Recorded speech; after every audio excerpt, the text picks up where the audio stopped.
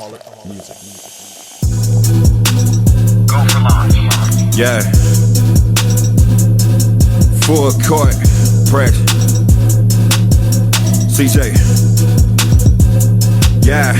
What we talking about? 94 feet, crossover bodies dropping J's up. Players this elite, your shots on body blocking halftime. We break it down, we gon' call your bluff, it's past time. You recognize, boy, press. We got the heat down in Florida with the keys. Yes, we the best. Magic, we flash with them fans, listen, won't see the best. Show rise from the airwaves like all stars in them stairways. Local rockin', we not stopping, got hot topics like every day. Them trades hit that deadline. My team chasing the big ring. We ball, check that headline. Don't mess it up when you pick teams. The only station giving y'all that info with that real talk. Don't be trying to contest it. Go toe to toe and get wheeled off. We shooting from deeper than that report from the bleachers. If you ain't on your game, then we got something to teach you. Tie your laces up, might get shook up out of them sneakers. That triple threat, bless your eardrum straight out of your speakers. Go from that black top to the hardwood. Locker room to that press day. Got the scoop on them contracts, new prospects and best plays. NBA defined by the grind, in between the lines, full court pressing,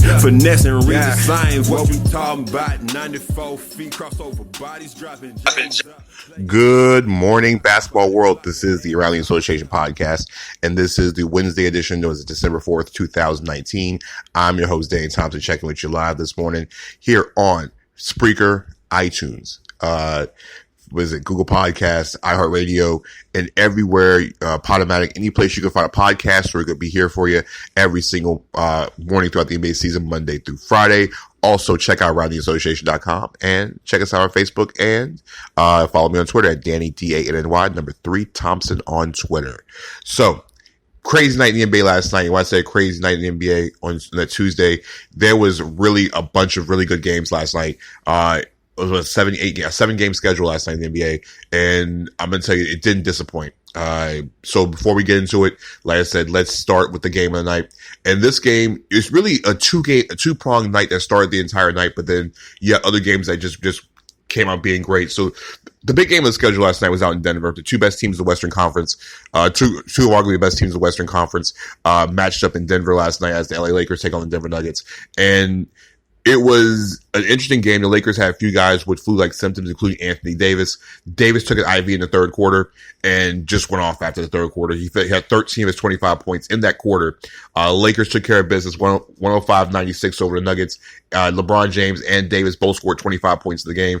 Davis added 10 rebounds. LeBron had 9 assists and 6 rebounds in the game for the Lakers. Rajon Rondo off the bench, 11 points, 6 rebounds, 6 assists in his 25 minutes of play last night. But really, Davis dominated the third quarter. A huge quarter where he had 13 points. He also basically held Nikola Jokic in check. Jokic, who's still been struggling offensively, only had 13 points in 4-12 shooting. He did add 8 assists, but Jokic, the all-star center, had another game where he struggled. The Nuggets didn't shoot the ball very well, and for the second consecutive game at home, second time this season, they failed to reach 100 points. They only shot the ball 40% from the floor. And even, it was some frustration even early in the game. Even Paul Millsap, the mild-mannered Paul Millsap, had a technical foul in this game. Lakers basically destroyed the glass, 56-36 advantage. Even the Nuggets tried to get back into the game in the last couple of minutes, Lakers pretty much dominated most of the game. They got the lead down to a couple, and LeBron James and company just took care of business. Exclamation point was LeBron James' slam off of Anthony Davis missed layup with about a minute and a half left in the game. Pretty much put the game away. Nuggets led by Jamal Murray, who had 22 points. Like I said, Millsap had 21 points and 8 rebounds for the Nuggets. Lakers will continue their road trip Wednesday night tonight actually against Utah Jazz. The Nuggets head out east where they could get a nice little rest game against the New York Knicks on Thursday in the Garden. Other huch matchup we had talked about yesterday on the podcast was out in Toronto. The Miami Heat and the Toronto Raptors butt heads in Toronto last night. The Raptors are one of the few teams in the NBA that had no home losses. Well, the Miami Heat, who also have no home losses, ended their home streak last night, 121-110 in overtime. Jimmy Butler had a huge game, 22 points, 32 rebounds, 12 assists, which gave him his 5th career triple-double, and only the 10th player in Heat history to have a triple-double. Here's the best part about Butler. he scored the team's first 8 points in overtime to put the Raptors away. Butler just did everything, even things on the stat sheet for what players had said at the end of the game. Butler was everywhere. Duncan Robinson had 22 points. And even though the Raptors did get Kyle Lowry back, you can tell the rust was there. Lowry finished the game 2 of 18 from the floor last night. He finished with 12 points, 11 assists and 6 rebounds in 41 minutes. Like I said, he returned to the lineup, just didn't shoot the ball very well. Norman Powell had 23 points and 8 rebounds to lead the Raptors last night in scoring. Fred VanVleet had 19. But like I said, Jimmy Butler is dominating. Duncan Robinson was sharp shooting as always, had 6 more 3-pointers for his 22 points. Justice Winslow had 17 points and 9 rebounds off the bench. He was facilitating the offense. And remember, the Heat did this last night without Goran Dragic, who also missed the game in Brooklyn the game against Boston on Wednesday as well, too. So that's going to be something to watch out for. Kelly Olynyk had 16 points for the Heat in that game. Raptors lost their first game at home of the season. So we'll start from the top down. The Detroit Pistons finally have a winning streak, just blowing out the Cleveland Cavaliers 127-94. Andre Drummond, 17 points, 14 rebounds, 5 steals, and 4 blocks in the game. Pistons have now won 2 games in a row. Blake Griffin got off to a really, really good hot start early, so that the Pistons, really this game was all about the Pistons getting off to a hot start. Once again, they hit 18 3-pointers in the game, shot 54% of the floor, but really the first quarter did them in. Griffin had 16 points in the first quarter, knocked down 4 3-pointers. The Pistons built a 10-point lead early, which turned into a 19-point lead at halftime and led us by as many as 35. Cavs have lost 10 of the last 11. Colin Sexton had 22 points to lead the way for the Cavs in the game. Orlando on the road, 127-120 over the Washington Wizards. Evan Fournier, again, a huge scoring game, 31 points. And Markelle Fultz, in his return back to DC, a career-high 20 points and 6 assists for the shorthanded Wizards, who were without Thomas Bryant, who suffered an injury, will be out for the next few weeks. They were shorthanded in the post. Rui Hachimura started at center. There was no Jan Mahimi. Washington was really small up front. The Magic took advantage of it. Kem Birch had 9 rebounds. Aaron Gordon had 11. The Magic's just length and size did them in. And also DJ Augustin had 16 of his 24 in the fourth quarter. The Magic have now gotten themselves a little bit more comfortable. The Magic get one game right back at near 500 at 9-11. They played the Phoenix Suns in Orlando on Wednesday night. The Wizards were led by Brad Beal, who had 42 points in the game. I know it's like a measly 42, but he knocked down 42 points in the game. Fournier's just been scoring at a high level. 32 points he had on Sunday at home against Golden State, 31 last night. He's been putting up big scoring numbers. Like I said, the Wizards will figure out what to do about the center situation because Bryant was diagnosed with a stress fracture and will be reevaluated in a couple weeks. Stress fracture is not good. He could be out for a pretty good while on that one. Isaiah Thomas has season high 20 points for the Washington Wizards.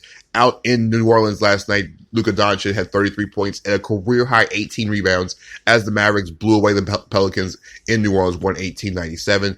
Doncic had a huge third quarter, had 15 points in the quarter, but really in the third quarter, which allowed the Mavericks to blow away a pretty tight game. But the thing is, he had 18 rebounds. Doncic shot 9 of 18 from the floor, knocked down 5 3-pointers, got to the line 13 times. Doncic did the thing scoring, but like I said, he had 12 in the first quarter, had 15 in the third, and pretty much the Mavericks cruised, even though Kristaps Porzingis only had 7 points due to foul trouble. Pelicans were led in the game by Brandon Ingram at 24 points. Drew Holiday had 18 points along with 4 assists as well, too. Dallas also got 19 points in the game from Seth Curry. Dallas will continue their hot start, their hot play. The Mavericks are 14-6 on the season. Dallas will now travel to Minnesota on Wednesday night. Pelicans will head down to Phoenix, will have Phoenix on Thursday at home. A couple of other games on the schedule last night.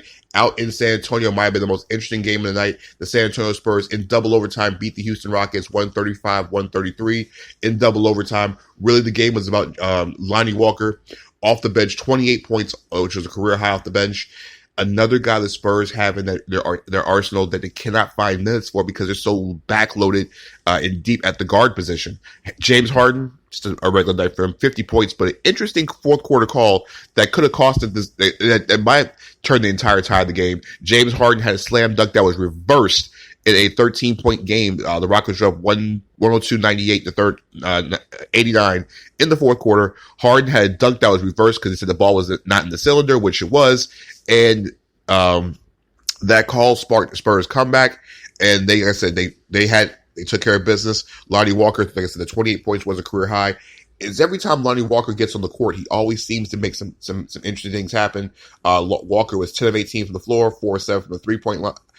4 of 7 from the 3-point line. He did so many different things on the floor. Brent Forbes had 25 points. DeMar DeRozan, 23 points, 9 assists, and 5 rebounds. On the for the Rockets on the night, like I said, Clint Capella had 22 points and 21 rebounds. Russell Westbrook had a triple-double as well, too, in the game. Final game of the night was out in L.A. The Clippers took care of the streaking Portland Trail Blazers, 117-97. Game the Clippers bench once again outscored their starters. I think it was 68-51. Montrezl Harrell led the way with the Clippers 66-51. Harrell led the game with 26 points. For the Clippers in the game, Paul George had 25. Kawhi Leonard struggled offensively last night. He had 11 points in the game last night. But like I said, this was really much more of a dominating effort from the for the Clippers in this game. Clippers led by as many as 24 points in this game and did most of that damage in the fourth quarter. CJ McCollum had 20 points to lead the Blazers. Carmelo Anthony, after being was named NBA player, Western Conference Player of the Week, had 9 points on 2 of 9 shooting. Dame Lillard only had 16. Both were held under league scoring. Both held under the scoring averages. All right, so we went over the 7-game schedule. Let's go with the stud of the night. Well, you can't give a stud of the night to a guy that lost. So James Harden 50 points. We're going to count you on that one. We're going to give it to Jimmy Butler. Anytime you go into a team that's undefeated at home and you win that huge game and you have a triple-double to boot and you score the first 8 points in overtime, you are the stud of the night. Butler, like I said, 22 points, 32 rebounds, 12 assists in the Heat's victory in Toronto. They'll be in action on Wednesday night, leading off the games on Wednesday night. And speaking of Wednesday night, let's get into Wednesday night. The Miami Heat have now defeated the Milwaukee Bucks and the Toronto Raptors at home, who both were undefeated. Now can they knock off the Boston Celtics? The Heat in their three-game road trip in Boston on Wednesday night against the undefeated at home Boston Celtics. This will be the game that we talked about. This will be the game we lead into as the game of the night. The Heat probably will be without Goran Dragic, which hurts their depth. But Duncan Robinson had a huge game knocking down threes. Justice Winslow is now getting himself back in the swing of things. As long as Kelly Olynyk can start hitting shots, the Celtics could be in trouble. Kemba Walker leads a very good balanced attack with Jason Tatum finding the scoring stroke for the Boston Celtics. Other games on the schedule will go top down to bottom. We'll start in Charlotte. The Hornets take on the Warriors. Of course, this would have been the Steph Curry homecoming game, but Steph Curry is not playing. Hornets have got to figure out ways to beat teams they're supposed to beat. Hornets have been struggling of late. This should be a game they should bounce back on. Pistons and Bucks. Once we mentioned earlier in the show, Pistons are on a 2-game winning streak. They're going against the best team in the NBA. This should be interesting. If the Pistons get off to a hot start, they can keep up with the Bucks. All the Bucks have to do is get a big lead and hope they don't blow it. Otherwise, the Bucks have been completely dominating all season. In Orlando, Suns take on the Magic. Magic have won 2 games in a row, beating teams they're supposed to beat, and this is another one they should beat. Evan Fournier has been scoring the basketball at a high clip late. And let's see how Markelle Fultz does in a back-to-back situation after having a career high. Suns are still trying to figure out how to maintain the interior. We're not sure about Aaron Baines' status for the game on Wednesday. They're going to need him. The Magic are a very, very long team that can rebound on the front line. Hawks and Nets will be out in Atlanta. Brooklyn will still not have Kyrie Irving, who might be back as early as Friday. The Hawks are still struggling, even though they beat the Warriors on Monday night. They need all the scoring help they can get from people other than Trae Young. Out in Chicago, Grizzlies and Bulls will meet up in Chicago, 8 o'clock on NBA League Pass. Bulls have got to beat teams they're supposed to win. Lauri Markkanen might have turned the corner the other night with his hot shooting performance. Grizzlies need more, have been getting a lot more scoring from Jaren Jackson.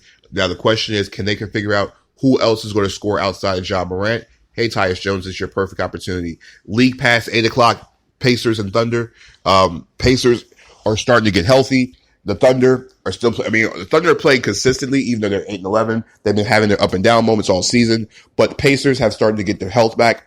Malcolm Brogdon against Chris Paul should be a very, very fun matchup to watch.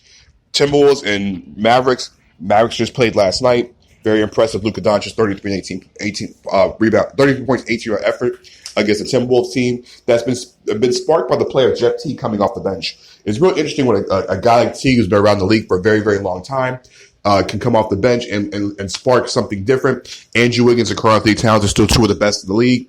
And we'll see how Kristaps Porzingis reacts after having only 7 points in 18 minutes last night. Jazz and Lakers on NBA TV. This will be the national TV game at 9 o'clock. Lakers are coming off the game last night where they beat the New Orleans Pelicans. Anthony Davis does have the flu. Let's see if Davis plays in back-to-back. They're going to need Davis, especially when you're dealing with Rudy Gobert and guys like Donovan Mitchell. If not, expect JaVale McGee to play a lot more minutes at the center position for the Lakers tonight. And last but not least, Kings and Blazers. Blazers are trying to bounce back after struggling in LA last night. Kings have been playing some really good basketball late, even though they didn't pull off the win on Monday night. Buddy Hield, I think, had 36 points on Monday night. It's still been sharpshooting of late. So we have previewed everything that we have for Wednesday night. Like I said, it's a 10-game schedule on the NBA schedule. Only one national TV game, which is Lakers and Jazz at 9. But there's so much going around the NBA.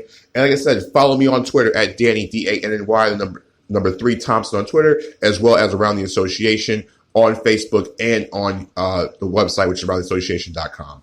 I'll check you guys out tomorrow. Peace. Break it down, we gon' call your bluff, it's past time. You recognize court press, what we talking about, 94 feet, crossover bodies dropping J's up, players.